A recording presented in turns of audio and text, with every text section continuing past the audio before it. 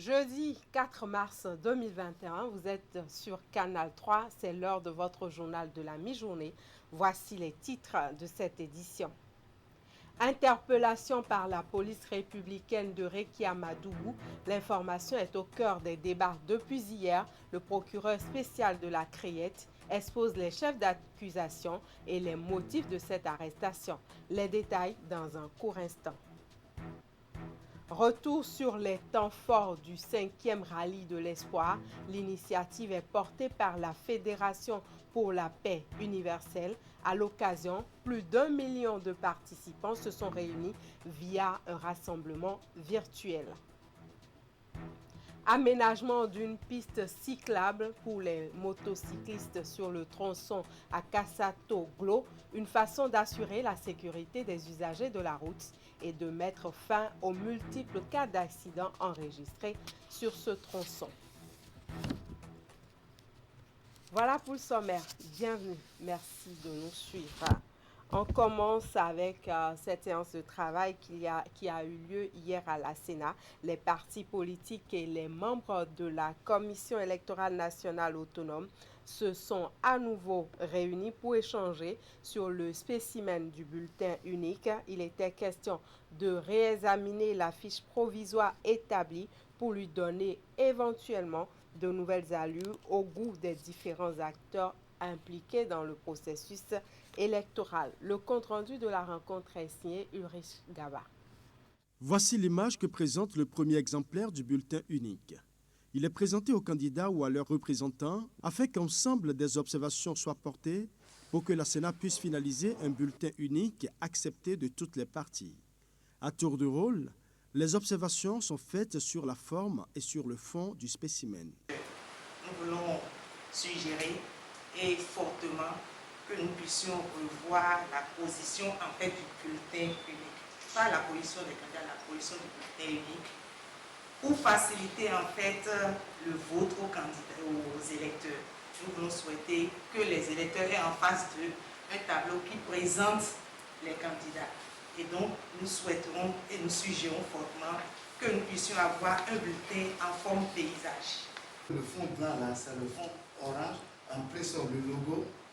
Nous proposons que ça soit en haut des deux du haut et non de rester à côté. Notre observation va servir par écrit. Nous voulons changer la photo de nos deux candidats. Au lieu qu'ils soient en costume, nous avons voulu que la photo qu'ils soient en tenue traditionnelle. Après avoir recueilli toutes les observations, le président de la Sénat et son équipe vont devoir statuer en plénière pour retenir les observations apportées et tirer le plus tôt possible le bulletin unique qui servira pour le scrutin du 11 avril 2021. Et le groupe national de réponse électorale apprécie l'évolution du processus électoral en cours dans le pays à travers la 4e déclaration du groupe qui a été rendue publique au cours d'une conférence de presse. Autant il y a des points positifs dont il faut se réjouir. Dans ce processus, le groupe note également différentes observations et constats et fait des propositions pour un processus électoral apaisé. Précision. Au cœur de cette conférence de presse, les atouts et les inquiétudes que suscite le processus électoral en cours au Bénin. Face à la presse, le groupe national de réponse électorale JNRE rend publique sa 4e déclaration suite aux observations faites sur l'ensemble du territoire national. Selon le JNRE, la question des parrainages serait au cœur de multiples frustrations, sans oublier quelques dérives verbales enregistrées à divers niveaux.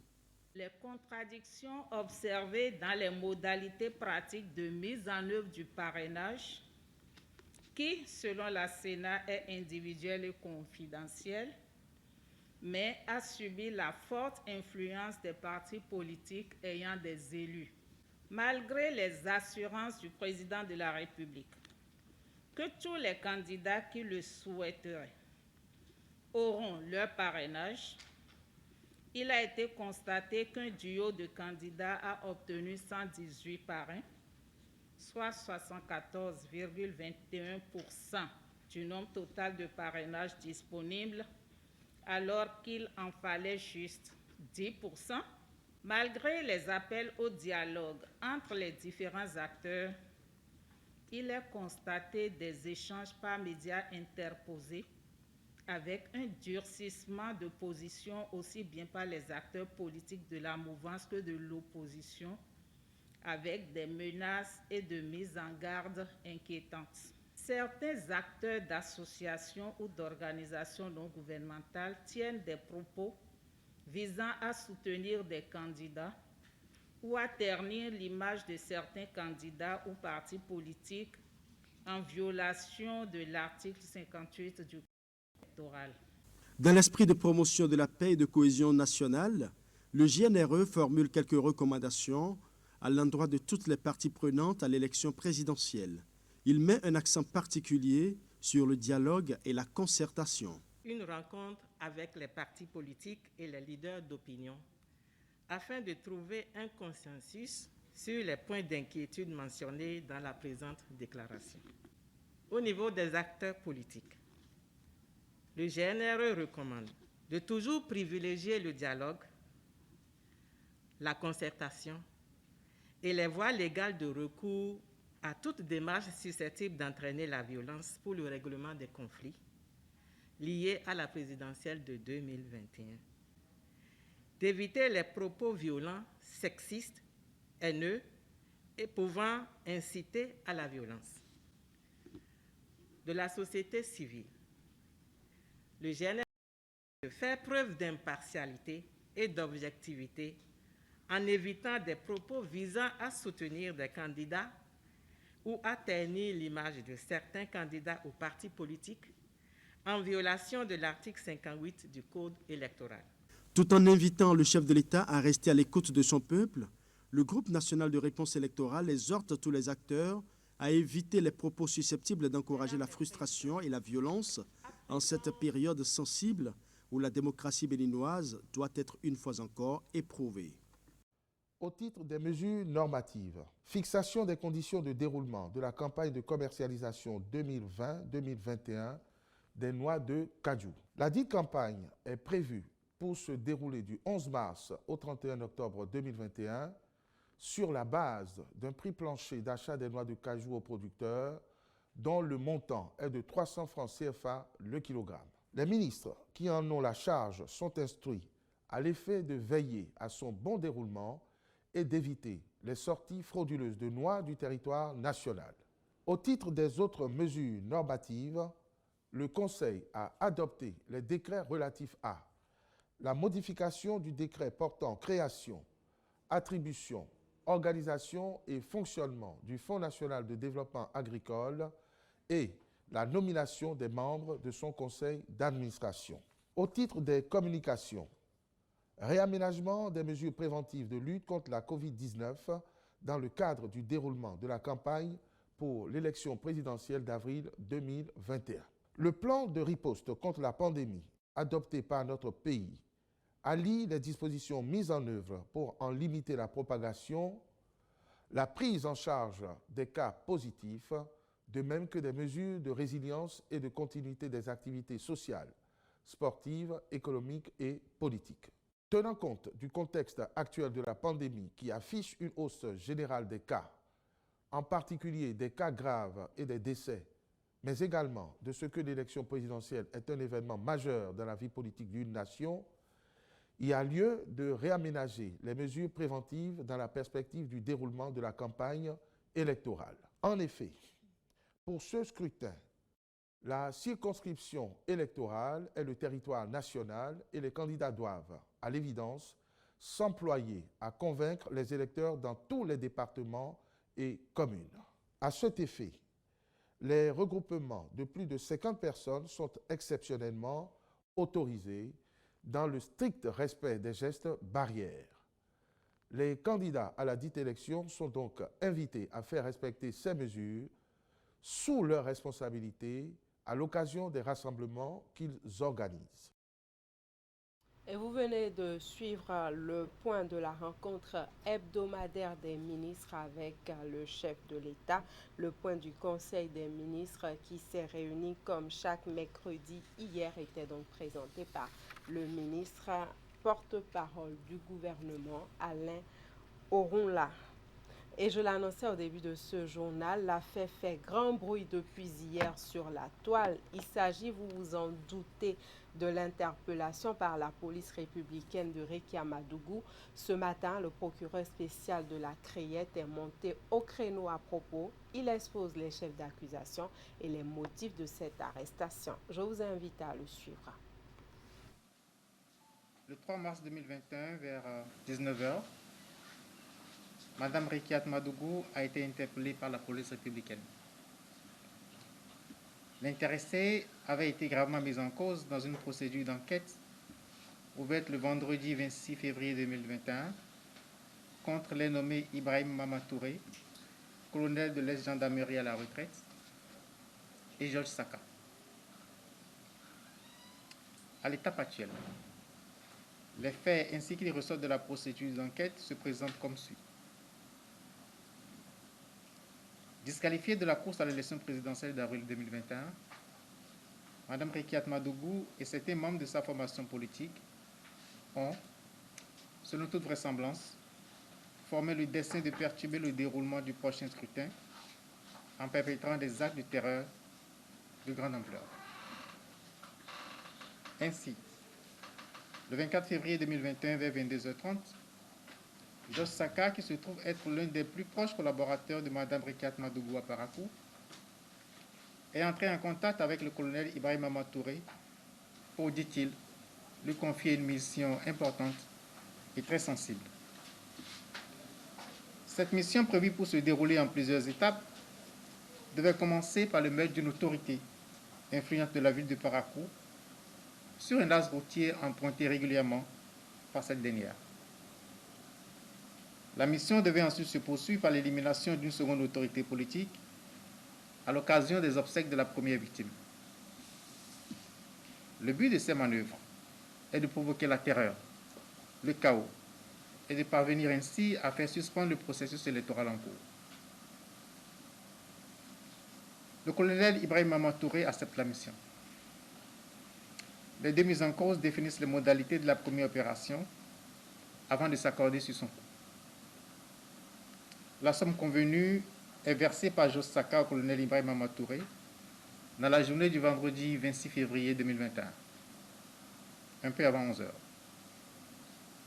Juste après la remise des fonds, les deux individus sont interpellés par la police républicaine.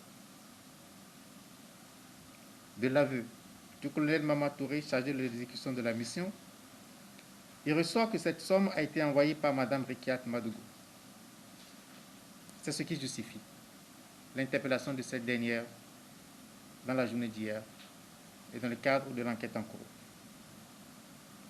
Il faut rappeler que l'atteinte volontaire à la vie des personnes, à leur intégrité ou à leur liberté, ainsi que l'enlèvement ou la séquestration des personnes, lorsqu'elle a pour but de contraindre indûment les pouvoirs publics à accomplir ce qu'ils ne sont pas tenus de faire, ou à s'abstenir de faire ce qu'ils sont tenus de faire, est qualifié de terrorisme par les articles 161, 162 et 163 de notre Code pénal. Je vous remercie. Autre chose maintenant est toujours dans l'actualité nationale, l'Assemblée générale ordinaire de l'Association de développement de la commune de Savalou. Après 12 mois d'exercice, le bureau dirigeant fait le point de ces différentes initiatives et activités à ses membres. Précision, Imet Hélène Amonsou. L'équipe a été formée pour impulser une nouvelle dynamique au développement de la commune. Installé le 29 février 2020, le bureau exécutif national de l'Association de développement de la commune de Savalou, ADCS, est aujourd'hui face aux populations. Cette démarche de réédition de comptes a permis à l'assistance d'avoir une idée sur les actions menées par Conrad Baguidi et son équipe en un an de gestion. Nous avons reçu un mandat de 3 ans pour conduire les actions et projets de développement en faveur de notre chère commune Savalou. La phase de démarrage de notre activité sous cette forme de l'ADCS fait l'objet de quelques essais, des réglages, des initiatives, des validations.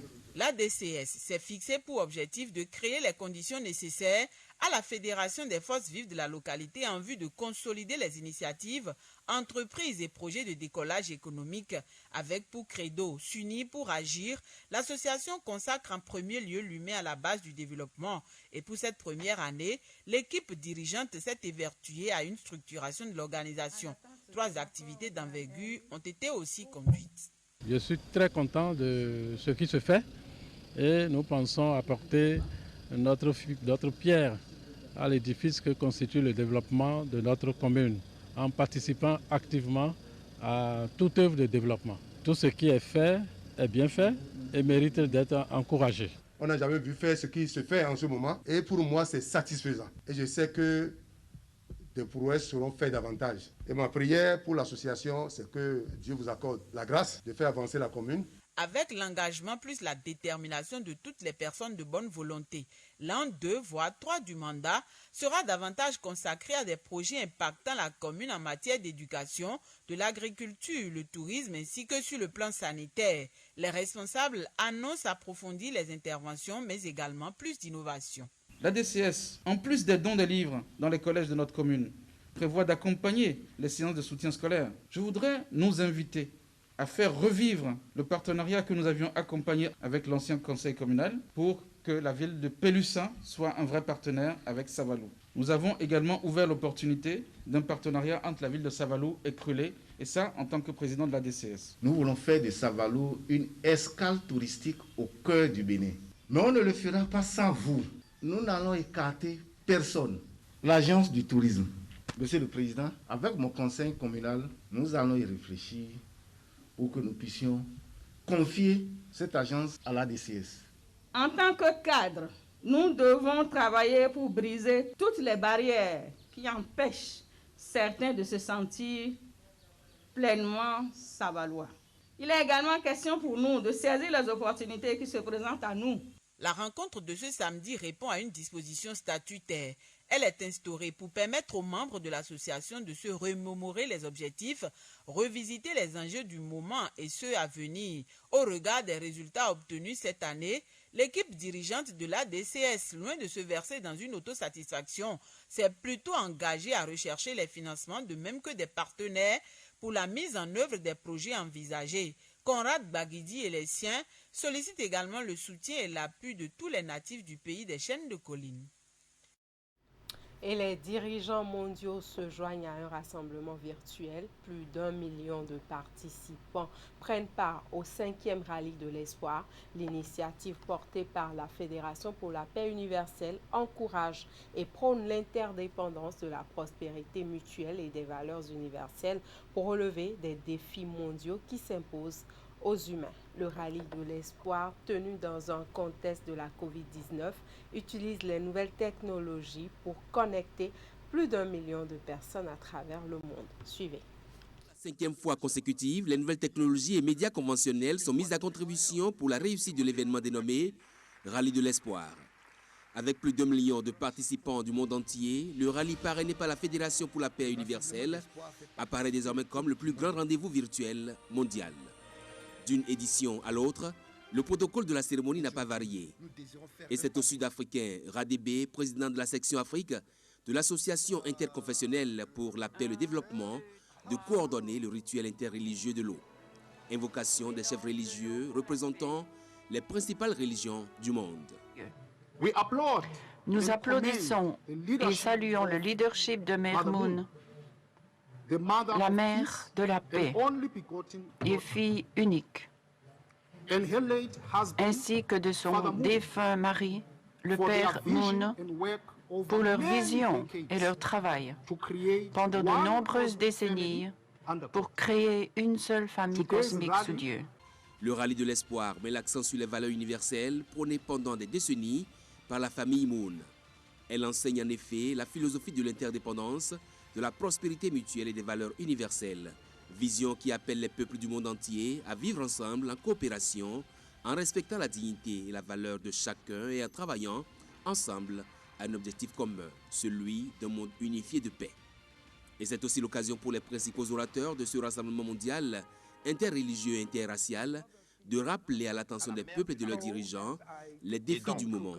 En somme, Comment surmonter la crise actuelle de Covid-19 pour relever les nombreux autres défis auxquels la famille humaine est confrontée.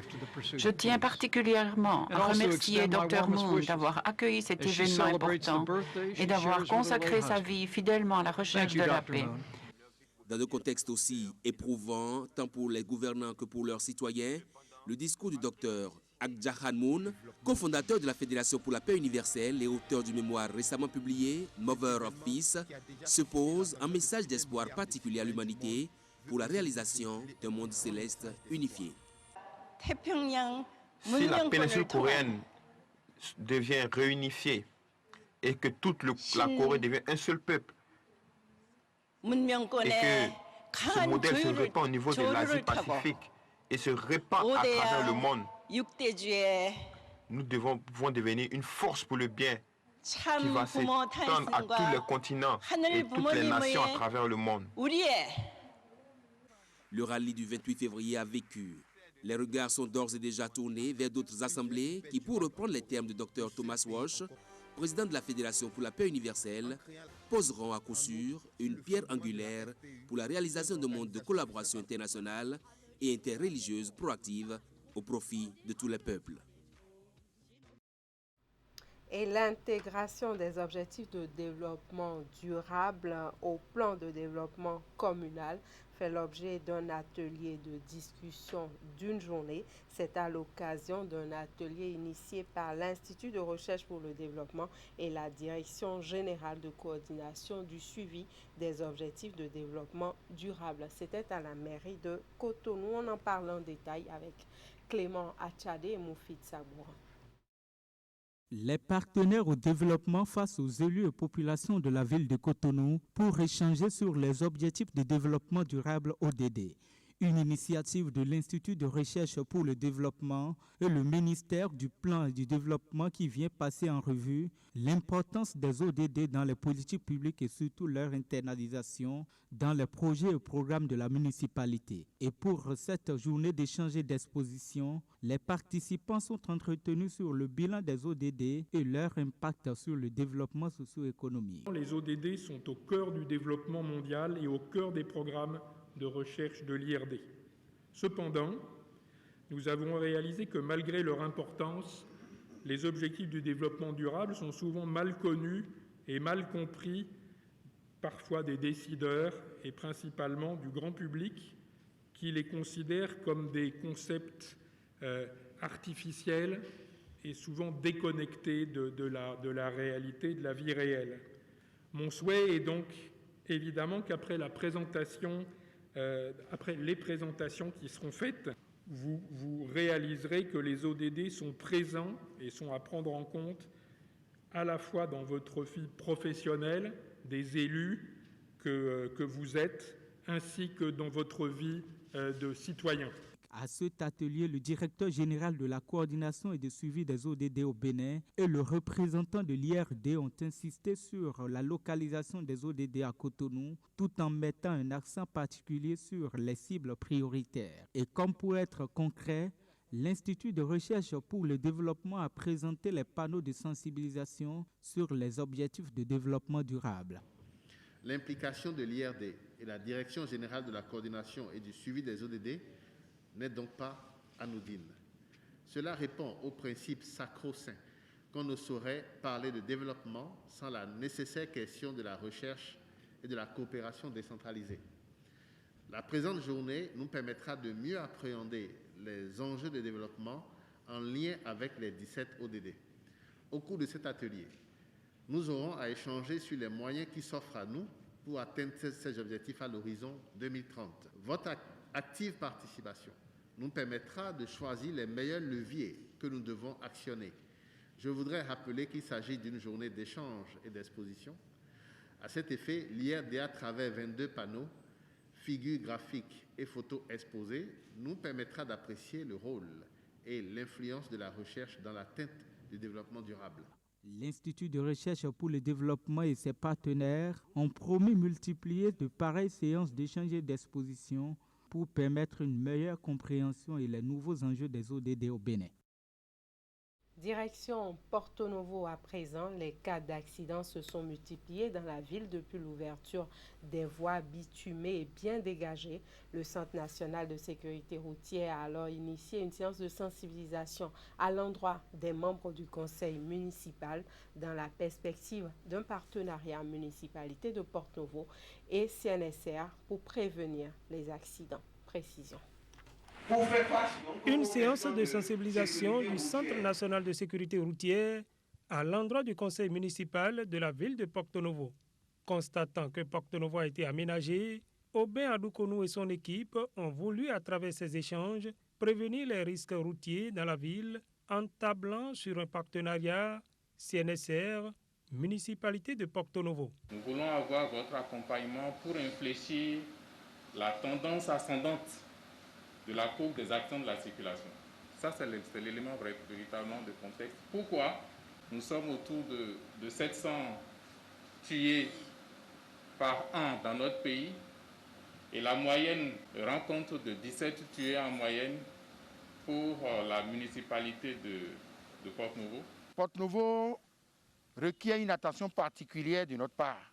Une attention qui nous amène aujourd'hui à nouer cette relation formelle avec eux pour que les cadres de la ville de Porto Novo puissent bénéficier du renforcement de capacités.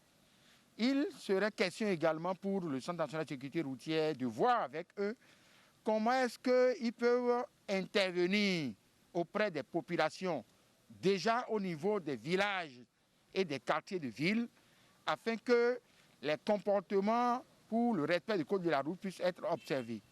Nous avions également à leur demander de faire de leurs préoccupations la question de sauvegarde des infrastructures routières nouvellement construites, qu'ils évitent d'apposer non seulement des affichages sur les panneaux de signalisation qui sont requis pour faciliter la lisibilité et la visibilité de la voie. Pour le maire Charlemagne Yankoti et ses conseillers qui ont pris une part active à cette séance, l'initiative du CNSR vient à point nommé car il y a aujourd'hui urgence à redoubler de vigilance en matière de prévention des cas d'accident à Porto Novo. Aujourd'hui, nous avons des voies nouvellement faites, tellement les gens sont contents de retrouver des bitumes à des endroits où on n'imaginait pas voir de bitume d'ici un siècle. Et ça les amène à filer alors qu'ils sont en agglomération. Et c'est des bitumes. Vous prenez la voie de Louo. Aujourd'hui, c'est devenu des mouroirs. Les gens ils ne voyaient pas de bitume. Et aujourd'hui, il y a bitume. Et des gens quittent des vents sans savoir que ce n'est plus comme avant. Et on se retrouve dans le décor. Au terme des échanges, le CNSR et la municipalité de Porto Novo se sont engagés à poursuivre ensemble le combat pour en finir avec les accidents répétés dans la ville. Et parlant d'accidents répétés et justement pour assurer la sécurité des usagers sur le tronçon à Kassatoglo, une piste cyclable leur est aménagée, mais cette nouvelle donne tarde à entrer dans les habitudes. Et à Siongo Kanya, Siongo est allé faire le constat, je vous invite à suivre. L'axe Missé-Saint-Ogbetagbo subit une légère modification pour rendre fluide la circulation. Cette piste en terre est aménagée pour permettre aux motocyclistes de ne plus encombrer la voie bitumée. Une mesure prise pour éviter les cas d'accidents et de décès qui se multiplient sur la chaussée. C'est une très bonne chose, cette piste qui a été apprêtée pour la circulation des motocyclistes. Avant, la circulation était difficile et on déplorait des cas d'accident. Maintenant que les motos prennent par ici, je trouve ça bien. La mesure qui est entrée en vigueur le lundi 1er mars est peu ou pas du tout suivie. La piste en terre rouge aménagée est délaissée et les motocyclistes continuent d'emprunter la chaussée. Une attitude que les riverains expliquent par le manque d'entretien de la piste. La voie là, c'est qu'il y a trop de la poussière, c'est qu'il ne peut pas passer sur la voie. Le lundi passé là, vraiment, il y a certains qui sont déjà rumés, donc ils ne peuvent pas passer sur la voie, puisque la voie n'est pas du tout bonne. Donc on ne peut pas laisser la voie comme ça et dire que les gens vont commencer par passer sur la voie. On déplore tous la poussière soulevée le long de la piste. Si c'est possible que la piste soit régulièrement arrosée, ce serait bien pour nous tous. Ça va nous éviter de développer des maladies, car la poussière est porteuse de beaucoup de microbes qui peuvent nuire à notre santé. Selon les riverains, depuis le 1er mars, la piste est rarement arrosée. Conséquence, la poussière couvre les toits et pénètre jusque dans les chambres. Action sociale maintenant pour finir. Les membres du Lions Club Ekpe Aqua Marina étaient il y a quelques semaines avec les populations de l'arrondissement de Yopo dans la commune de Zé avec des kits scolaires, des moustiquaires et même des balles de vêtements pour soulager les peines des populations. C'était en présence du chef d'arrondissement de la zone. Les détails dans ce reportage.